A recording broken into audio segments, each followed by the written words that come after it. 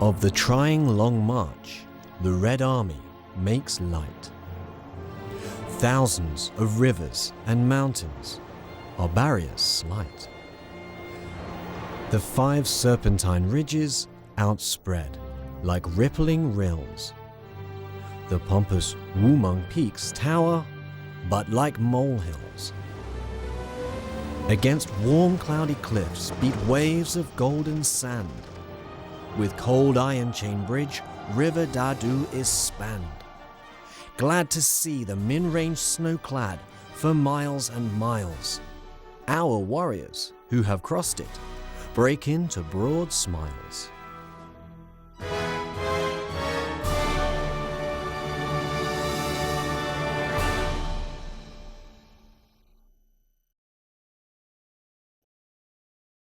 On November the 6th, 1938, the 6th Central Committee of the CPC held its 6th plenum. At the meeting, Mao Zedong addressed mistakes made by the 4th Front Red Army commander Zhang Guotao during the Long March. Mao said that the Communist Party's struggle for military supremacy was for the benefit of the party and the people. He said, "Our principle is that the party commands the gun and that no military force can command our party."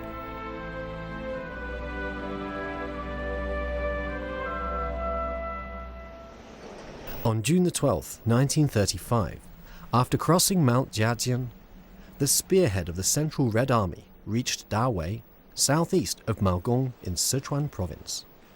The soldiers were exhausted and their uniforms in rags. Yet their commanders, sensing the presence of enemy forces on the nearby hill, ordered them to maintain full combat readiness. Then, to everybody's relief, they heard a loud shout, "We're the 4th Front Red Army." 旗子是一样的旗子，都是红旗，2道斧头。 Far from being the enemy, the troops they'd encountered were the 4th Front Red Army. In great excitement, the soldiers greeted and embraced one another.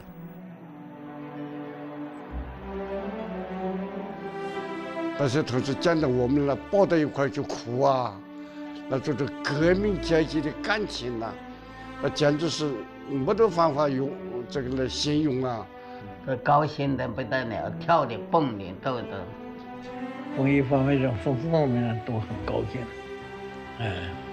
这会输以后，那力量就大了吧。 Finally, the two armies had met. It was 246 days since the Central Red Army had left Ruijin in Jiangxi province. So far, their trek had covered 9,000 kilometers.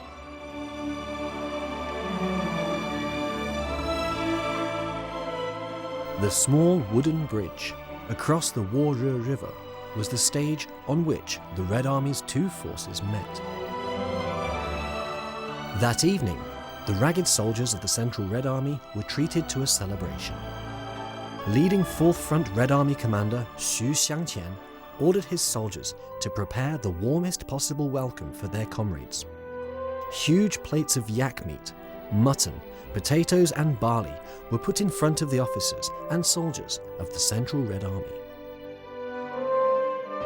After joining forces in Dawei, the two armies sent each other congratulatory telegrams.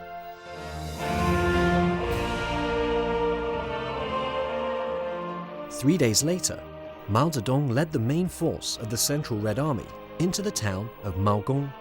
That evening, lit by bonfires, the two armies held a party, celebrating their coming together.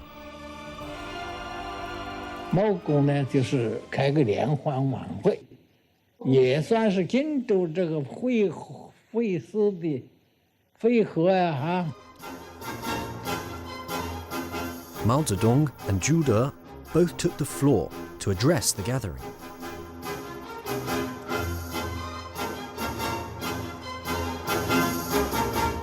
The soldiers sang folk songs from Sichuan and Xinguo.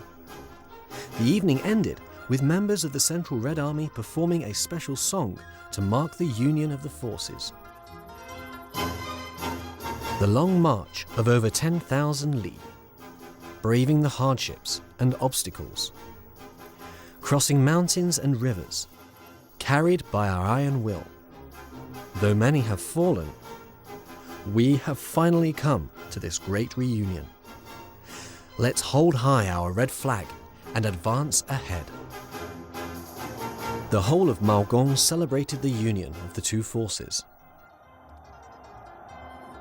1936年5月间，红军反国就大雪山，四方台子嘛开大会，毛主席讲话是百姓听，天主教堂是杂军营。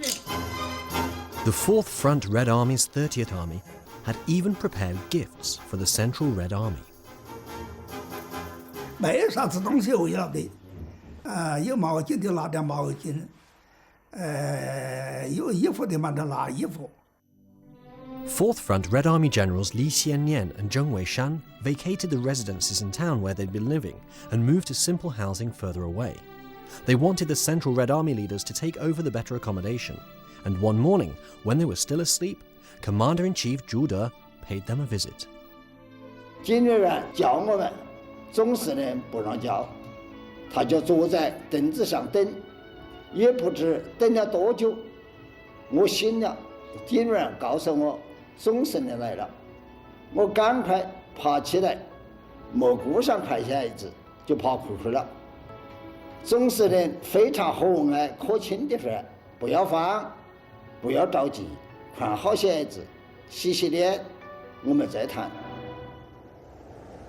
After Mao Zedong and the Central Red Army arrived in Lianghekou on June the 25th, Jiang Guotao set out from Maoxian County to meet them. Mao Zedong, Jiang Wentian, Zhou Enlai, Zhu De, and other political and military leaders together went to meet Jiang. They walked for about a mile, followed by thousands of Red Army soldiers.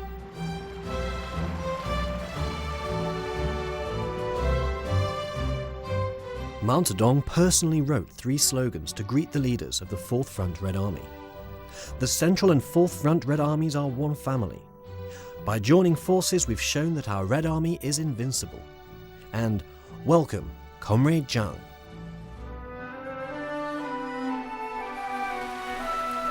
Amid a sudden downpour, the cry went up, "They're here!" Gongs and drums sounded, accompanied by applause. Along the muddy lane, Jiang Guotao approached on a tall horse, closely followed by 30 more horses, ridden by fully armed soldiers.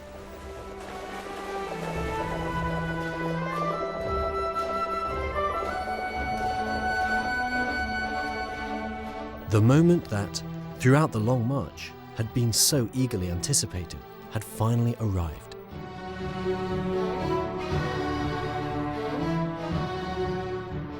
At the sight of all the CPC Politburo members waiting for him, Jiang Guotao hurried to shake hands and hug them. 在我头啊，开始啊，很高兴。来一看呢，毛主席带了几个人了，穿的啊、装备啊，都很差。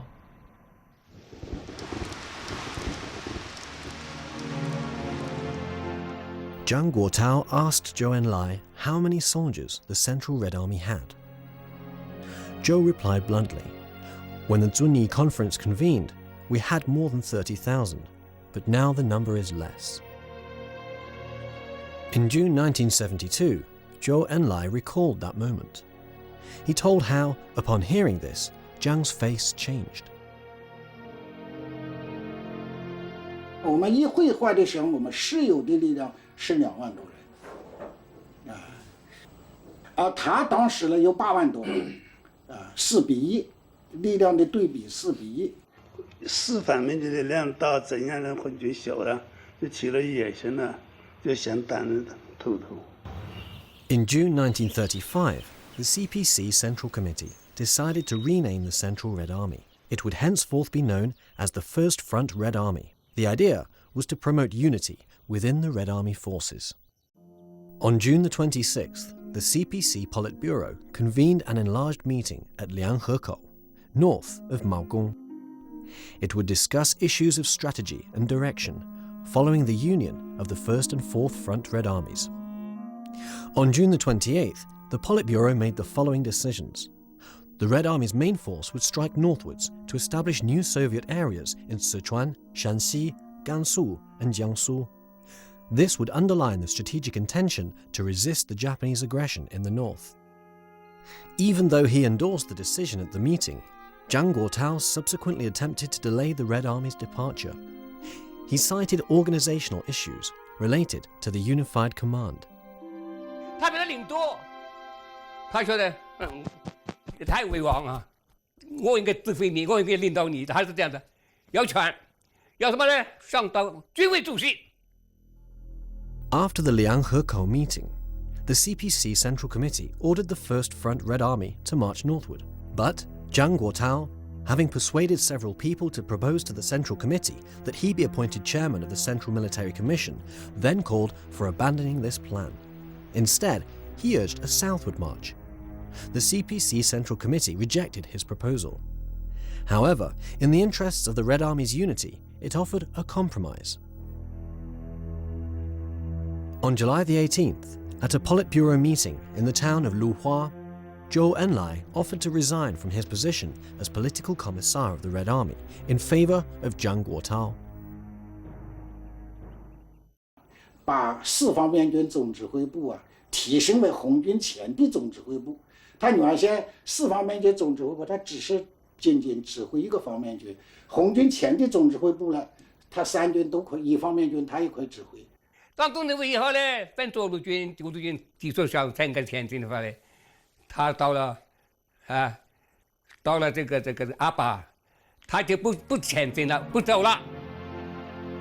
On July the 21st and 22nd, another enlarged meeting of the Politburo was held. It criticized Zhang Guotao for his errors, while acknowledging the successes achieved by the army under him. After the meeting, Zhang Guotao led the 4th Front Red Army to muster in Maogong. In early August, the 1st and 4th Front Red Armies were merged and then reorganized into the left and right route armies. They then set out for the north. Mao Zedong, Jiang Wentian and Zhou Enlai accompanied the right route army, which included the military commission and frontline headquarters. Zhu De, Zhang Guotao and Liu Bocheng, as part of the left route army, commanded the Red Army's general headquarters. 张国焘不执行中央的命令，他拖拖拉拉不干，他也要问中央要权。 From August the 4th to the 6th, the CPC Politburo held a meeting in Shawo, near Maogong. The strategic imperative of heading north was stressed. The meeting also emphasized that establishing the Sichuan Shaanxi-Gansu revolutionary base area was a historic task facing the 1st and 4th Front Red Armies. On August the 20th, at another Politburo meeting, Mao Zedong explained the reasons for heading north. He demanded that the left route army, led by Zhang Guotao, should quickly close with the right route army so that they could advance as a combined force. 结果张国焘在板道上变卦了，他偷偷的跟四方面军的人说：“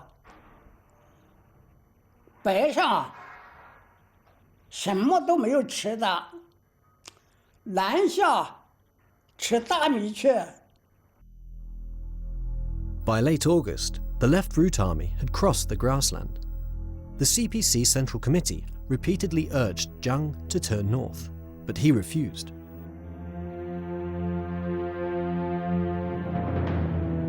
他就打电报给我们党中央和右路军，叫中央的实行他的命令，要实行，不能中等。还要第二次南下回到四川去，他的口号就是夺下一寨一城，解放全中国。 On September the 9th, Zhang Guotao sent a telegram ordering the political commissar of the Red Army's frontline headquarters, Chen Changhao, to lead the right route army southward. This marked the height of the internal party struggle. The reunion of forces, the source of so much joy, had dissipated, and a serious split had evolved. 我这个时候毛主席一看呢，就很警惕了，就认为这是一件大事。 Mao Zedong hurried to the 3rd Front Red Army's position, where he had an urgent meeting with Zhou Enlai, Jiang Wentian, Bo Gu, and Wang Jiaxiang. 主要问题他们研究怎么办？我们坚持我们中央的政治路线，我们单独走，单走。很危险了，中国他这个野心已经暴露了，所以就断言的做出北上的决定。 On September the 10th, 1935, led by the CPC Central Committee, the 1st and 3rd Army groups of the First Front Red Army set off northward. The hope was that by doing so, conflict within the Red Army could be averted. They were joined on the march by Ejie, leading the military commission.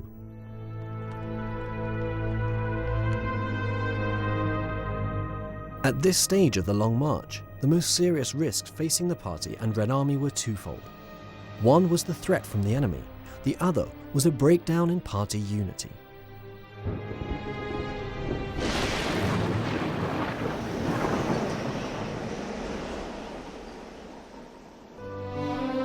In October 1960, when American reporter Edgar Snow interviewed Mao Zedong, he asked him what had been the darkest period in his life.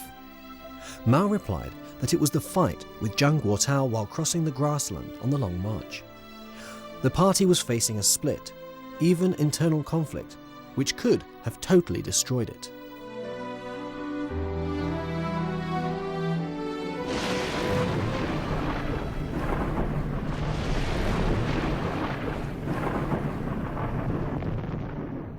Xu Xiangqian later recalled, "The commander of the Guards force came to ask the frontline headquarters for instructions.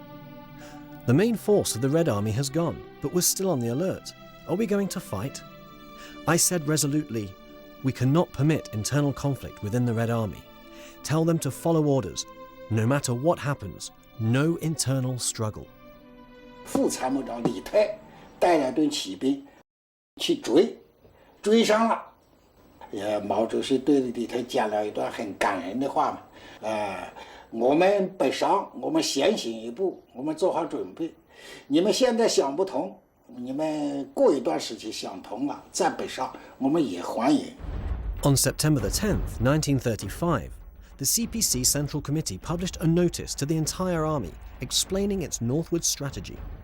The document argued going south is a dead end and called on the army to give its wholehearted support to the Central Committee's policy by immediately heading north and establishing the Sichuan Shaanxi-Gansu Jiangsu Soviet area. On September the 12th, at a meeting in Ejie in Hadapu County, Gansu, the CPC Politburo approved a document criticizing Zhang Guotao. The document pointed out that the source of Zhang's mistakes was his rightist policy of fleeing to the south and his tendency towards behaving like a warlord. It called on the whole army to unite around the CPC Central Committee to resist this tendency and consolidate the party and the Red Army. The meeting also renamed the forces heading north. Henceforth, they would be known as the Shangan Division of the Chinese Workers' and Peasants' Red Army.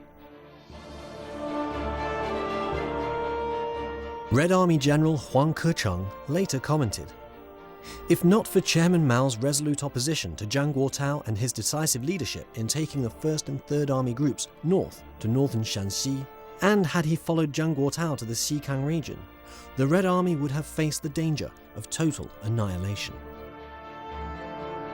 On September the 17th, 1935, the First Front Red Army was ordered to seize the strategically important Lazikou Pass in Hadapu County, Gansu. Lazikou guards a key route between Gansu and Sichuan. 四面呢都是像刀切的一个路，那一个小沟，有2个人把着。 On September the 16th, 1935, the 4th Army Group of the First Front Red Army was ordered to seize Lazikou. However, a frontal assault was thwarted by the difficult terrain. So, during the night, 2 companies moved around the enemy's flanks, scaling the steep precipices in their way. Once in position, they launched a fresh attack, coordinated with another frontal assault by the remainder of the force. By the morning of September the 17th, the Red Army had seized Lazikou. This opened the way to the north. It also marked the final defeat of Chiang Kai-shek's plan to trap and starve the Red Army on the mountains and grassland.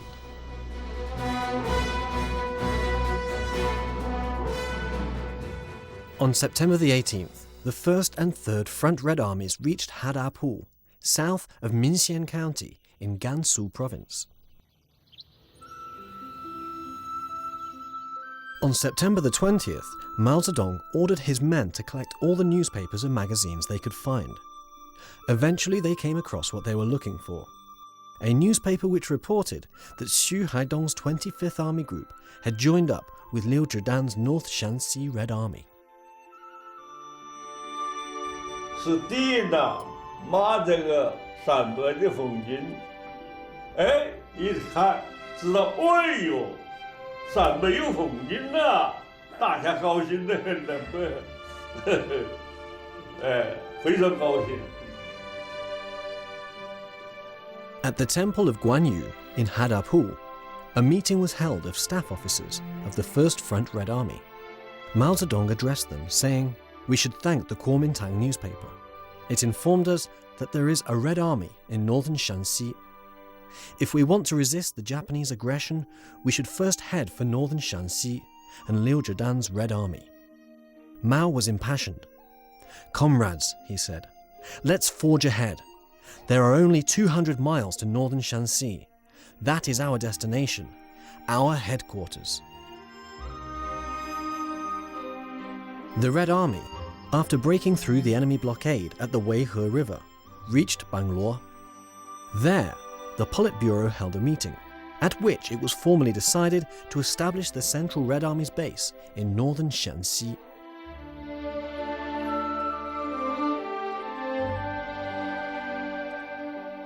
The history of the Shaanxi-Gansu Revolutionary Base Area, established by Liu Zhidan, Xie Zichang, and Xi Zhongxun, can be traced back to 1927. It was then that the CPC Shaanxi Provincial Committee organized the Qingjian, Weihua, and Xunyi uprisings. In the summer of 1934, a small Chinese Soviet area extending over an area of 70 square kilometers was established, called the Shaanxi-Gansu border area.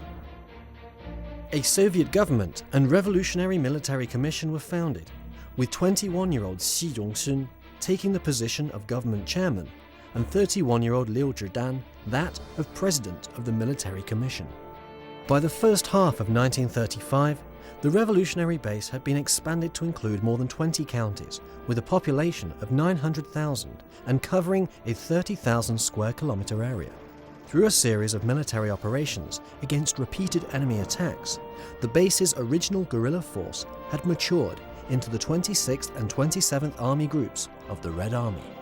In September 1935, the Red Army's 25th Army Group, having reached northern Shaanxi at the end of the Long March, was merged with the 26th and 27th Army Groups. The new force, designated the 15th Army Group, significantly improved the revolutionary base's strength. 你到25就参观，我就到参观去了，那人家那他这样子，装备好，穿的也整齐。从那以后，中陕北红军呢，也学25军，服装就改了新服装。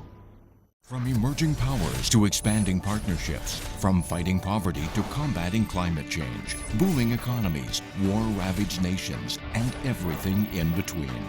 We capture the changes affecting the most dynamic and diverse continent on the planet, taking you beyond the headlines to the people and their stories. Asia Today, delivering Asia to the world.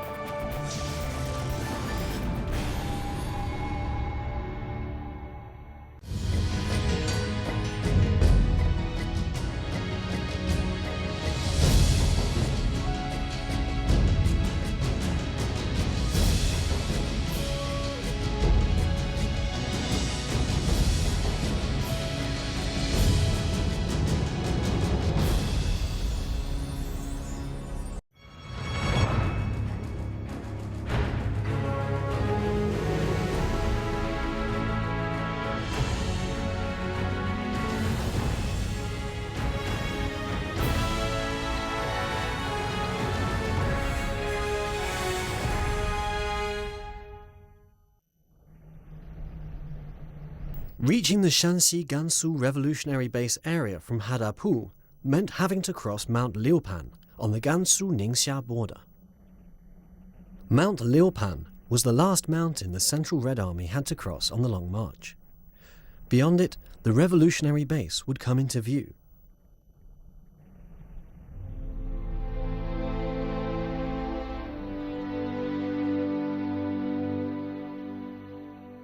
In his celebrated poem, Mount Liupan, Mao Zedong wrote, "The sky is clear, the wild geese fly south out of sight. No stop before our destination is reached. While counting, the 20,000 li journey has passed." Surmounting the peak of Mount Liupan, flags brave the winds from the west. With weapons in hand, when to defeat our enemy?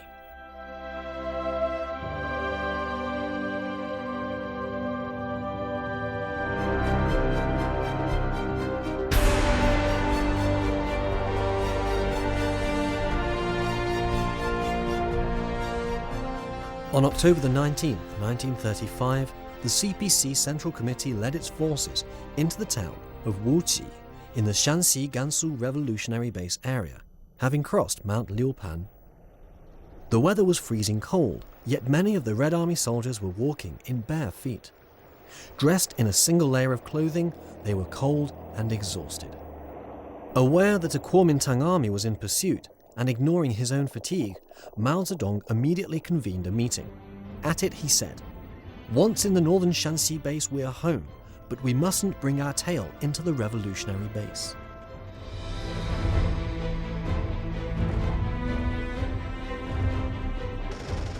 Under the command of Peng Dehuai of the Shaanxi-Gansu detachment, the Red Army launched a powerful attack, annihilating the enemy cavalry. With their advance halted, the Kuomintang forces retreated from the North Shaanxi Revolutionary Base area. The victory inspired Mao Zedong to write another poem. Along a journey full of formidable mountains and unfathomable crevasses, our troops came. Who can brave the adversities? It's our General Peng.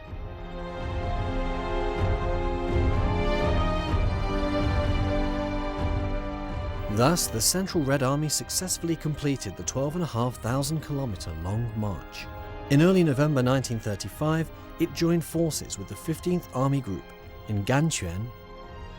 当时我们最好到达陕北是8000人，还有8000人，我是8000里面之一，啊。中央会师的情况呢，那个在我们黄十五军人来说是盼望已久的。就等孩子没见到父母一样，那见了以后，黄手就哎呦，那个高兴的心情就很难形容了。But times were tough for the Central Red Army when it arrived in Wuqi. 从那南方到北方来那个兵啊，都身上什么衣服都穿的有那天那么冷。所以那时候很困难，都会很多人。毛泽东就跟徐海东写了封信，要大洋借2000块钱。徐海东就把那个军事处长就叫来，说我们还多少还有7000，大洋7000要给毛泽东5000，自己留2000。Xu Haidong's support for the Central Red Army wasn't only financial, but also political. 徐海东，我们就动员部队，一定接受张国焘这个教训，要服从中央，全心全意服从中央，叫中央红军派干部到红二十五军来。红二十五军以后就从团以上的副职参谋长都是一方面军派来的，等于把这红二十五军就涌入到一方面军去了，所以以后会合时候就变得一方面军了。After arriving in northern Shaanxi, the CPC Central Committee took the decision to locate China's Supreme Revolutionary Headquarters there. Immediately, they set about building up the Shaanxi-Gansu Revolutionary Base area. On November the 3rd, 1935, the Central Soviet government took the decision to establish the Northwest Revolutionary Military Commission, which would be directly under the leadership of the CPC Central Committee. Mao Zedong was appointed its chairman, and Zhou Enlai and Peng Dehuai vice chairman. However, not all the units of the Red Army had yet reached northern Shaanxi. Mao Zedong was concerned about the 4th Front Red Army and the 2nd and 6th Army groups, which were still on the Long March. While at Zhuomudiao in Lifan County, Sichuan, on October the 5th, Jiang Guotao had established an alternative Central Committee. On January the 12th, 1936, the CPC Central Committee issued a directive ordering Jiang to annul his so-called Central Committee. Jiang's divisive behavior, apart from being opposed by the party leadership, had also failed to receive support from his own 4th Front Red Army. Red Army Commander-in-Chief Zhu De said, "The Red Army is a family. Don't give Chiang Kai-shek the pleasure of seeing us fight amongst ourselves. Zhu and Mao have worked together for years. You ask me, Zhu, to oppose Mao? No way." Liu Bocheng also emphasized the need for unity and not allowing the party to be split by internal strife. On December the 5th, Jiang Guotao, in the name of the CPC and Chinese Communist Youth League Central Committees, sent a telegram to the CPC Central Committee. In it he announced, "The designations 1st and 4th Front Red Armies are retired." He also wrote, "You are now the CPC's North Bureau, Shaanxi-Gansu government and North Route Army. You may no longer represent the CPC Central Committee." The announcement was further clear proof of Jiang Guotao's determination to split the communist forces. His army, on its southern march, had by this time occupied Suijing, Chonghua, Danba, and Maogong. In late October, they captured Tianquan, Lushan, and Mingshan in a sweep across the West Sichuan plain. Clearly, this temporary success had gone to Jiang's head. 一到南下以后啊，打得很凶，占的面儿挺大。庐山打下来以后呢，这个国民党啊，蒋介石着了急了。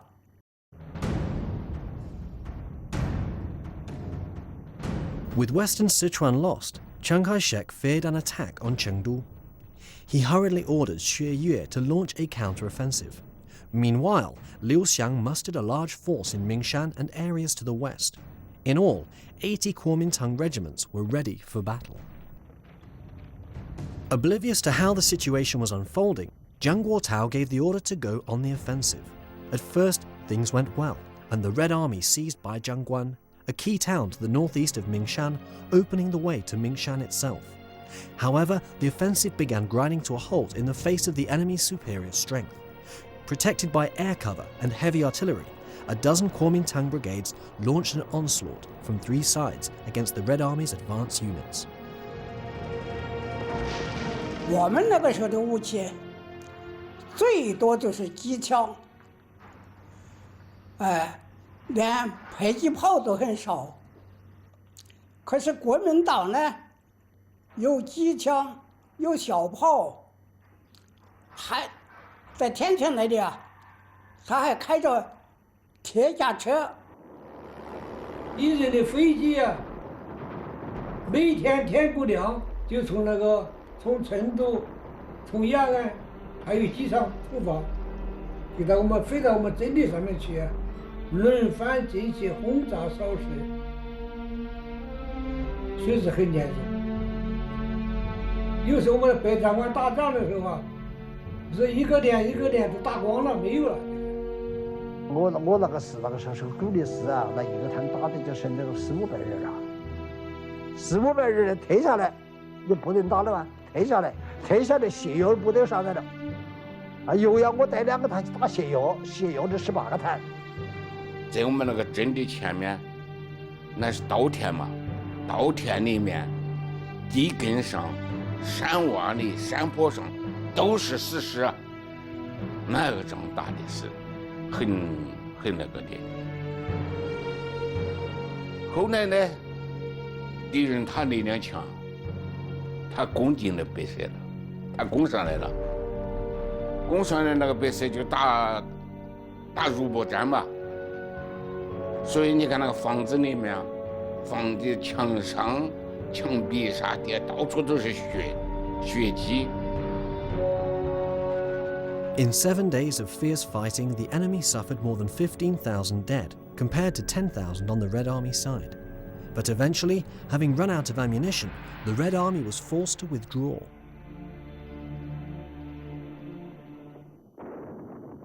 The Battle of Baizhangguan was a setback for the Red Army. Unable to advance either to the south or to the east, it was forced to retreat to the Daofu, Luhua and Garzi area. It was a vast, thinly populated area that offered little in the way of provisions. It was impossible to supply the tens of thousands of soldiers properly. In the tough conditions, the Red Army's death toll mounted. From 80,000 when it started its southern campaign, by April 1936, the Fourth Front Red Army's strength had fallen to 40,000. Zhang Guotao, after his initial success, now faced an impasse. By contrast, the Red Army's northward advance had achieved one victory after another.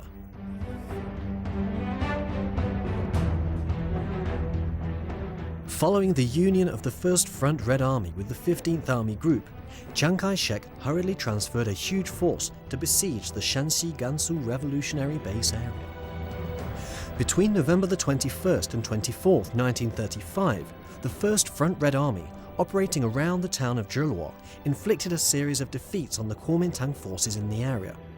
This effectively consolidated the Shaanxi-Gansu revolutionary base area. 中央红军呢，打这个北边，打从敌人后面或北边打。我们这个15军团从这个南边或西边打这个直落征。哟，直落征也是难打呀，打了一天一夜，打了一天，把这个直落征打下了，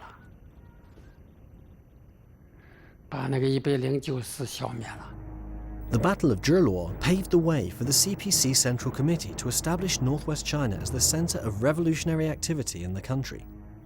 The Shaanxi-Gansu Ningxia revolutionary base area was the finishing line of the Red Army's long march and the starting point of the Chinese People's War against Japanese aggression.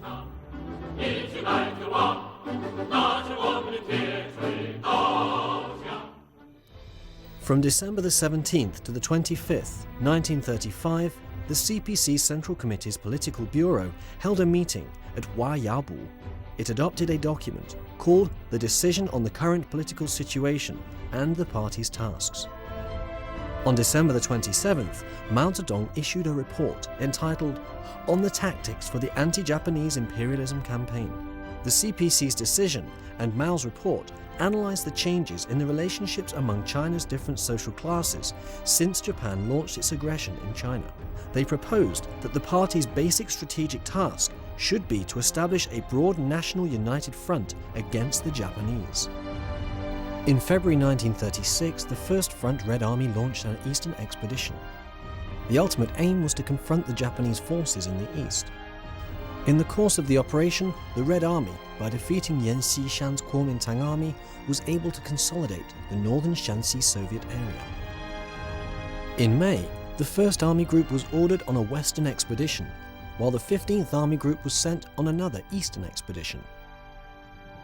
The Western Campaign liberated 4 counties: Huanxian, Dingbian, Yanchi, and Yuwang. It thus expanded the Shaanxi-Gansu Soviet area westward by around 200 kilometers, creating the Shaanxi-Gansu Ningxia Soviet area. However, the CPC Central Committee was still very concerned about the Fourth Front Red Army and Zhang Guotao's divisive actions. Repeated telegrams were sent demanding that he annul the Second Central Committee and turn north. Before long, Zhang Hao, who was also known as Lin Yuying, arrived in northern Shaanxi.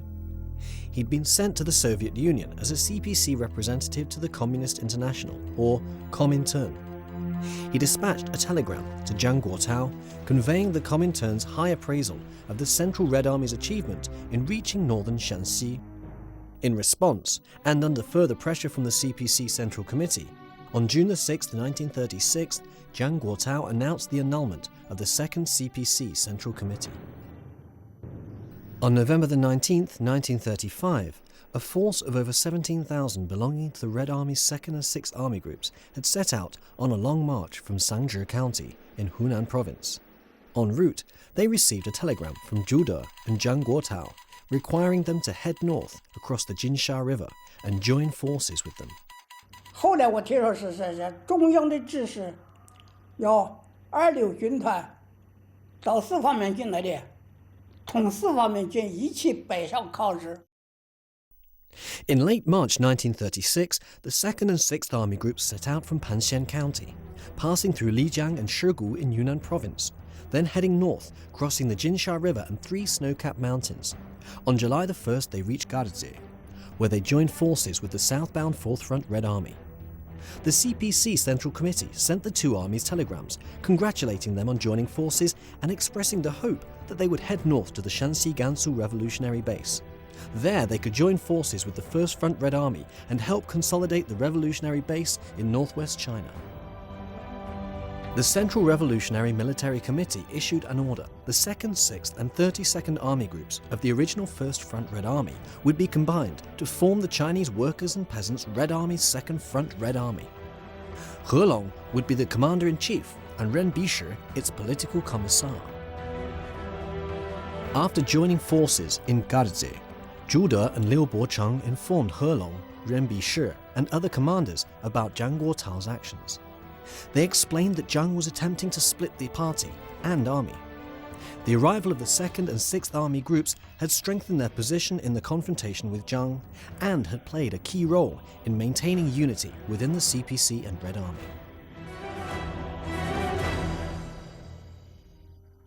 Yuan Bishi talked at length to the commanders of the 4th Front Red Army, impressing on them the importance of unity.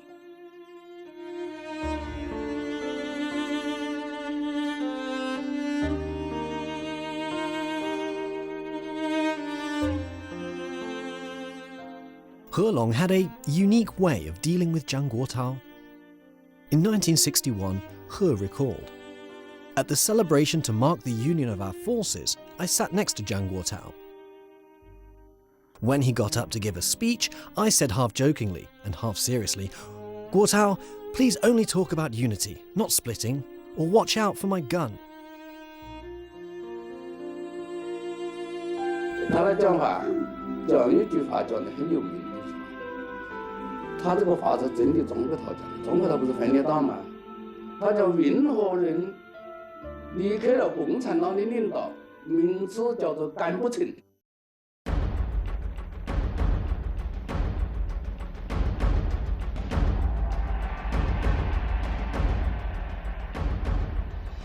After countless twists and turns, in July 1936, the main force of the 4th Front Red Army set out northward. The 2nd Front Red Army soon followed.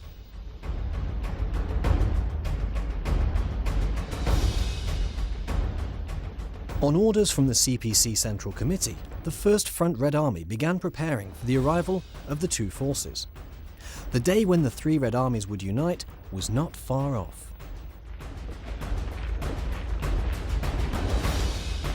大家都是说很高兴呐，说我们要到陕北革命根据地去了，毛主席在那里啊，欢欣鼓舞的嘞。但是这下说我们可以有救了，胜利了，就是。 In anticipation of the 2nd and 4th Front Red Army's arrival, the CPC Central Committee ordered that housing, winter clothes and food be made ready. In view of the shortage of funds, Mao Zedong, Zhou Enlai and other leaders volunteered to reduce their monthly allowance to $5 silver from 12.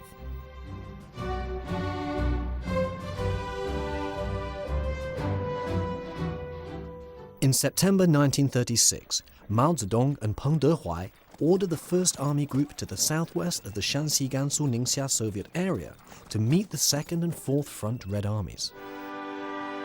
On October the 9th, the 1st and 4th Front Red Armies joined forces at Huining in Gansu Province.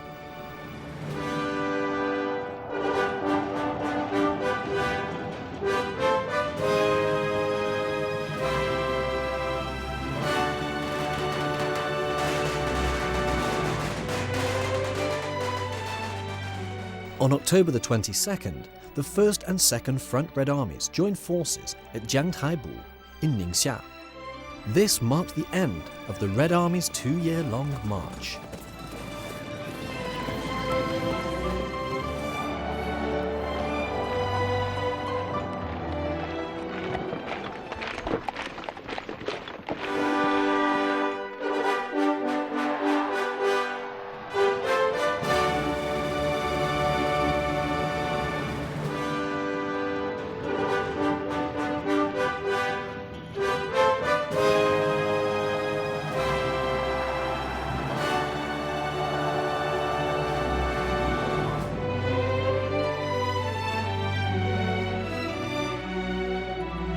我就这么撂得高高的，撂高我只怕摔下我都哭了。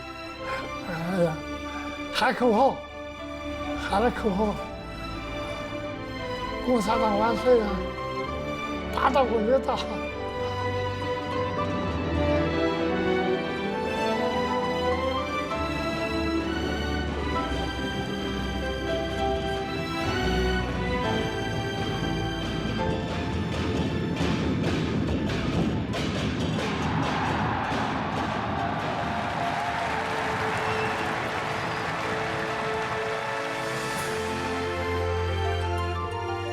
！The CPC Central Committee, Chinese Soviet Government, and Central Revolutionary Military Commission jointly issued a congratulatory telegram.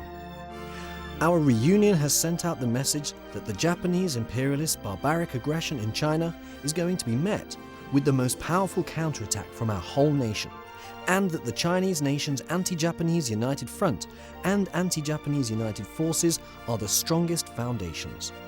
It went on. The Chinese people, floundering in the abyss of suffering, have a new core of leadership, and all patriots, including workers, peasants, students, soldiers, journalists, businessmen, and volunteers in northeast China will have support and leadership.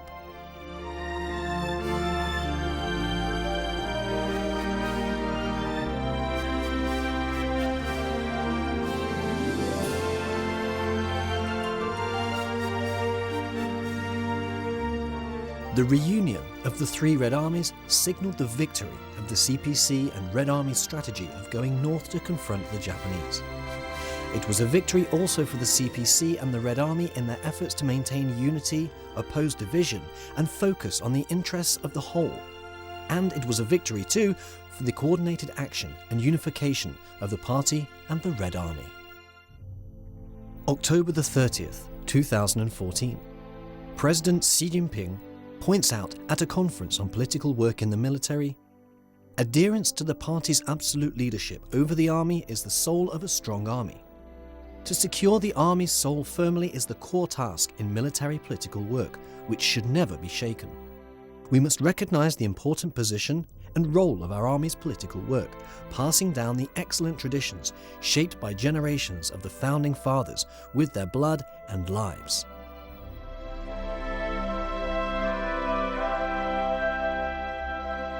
When the 1st, 2nd and 4th Front Red Armies and the 25th Army Group started the Long March, they had a combined strength of around 200,000. When they finally arrived in northern Shaanxi, only 30,000 men and women remained.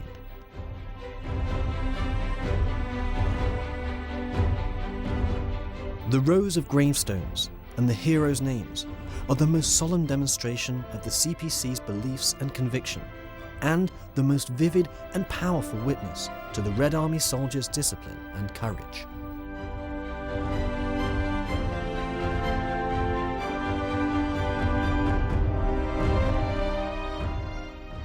There are numerous Red Army soldiers who fought to the death, died from illness, froze to death, or starved to death on snow-covered mountains and grassland, but who remain anonymous. They don't have gravestones, but the search continues to identify them.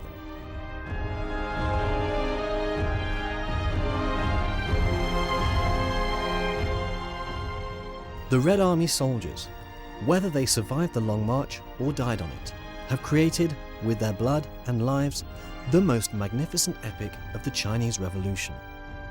Having surmounted so many difficulties and so much hardship and danger, the Communist Party of China and the Red Army can be confident of their invincibility in undertaking any future expeditions.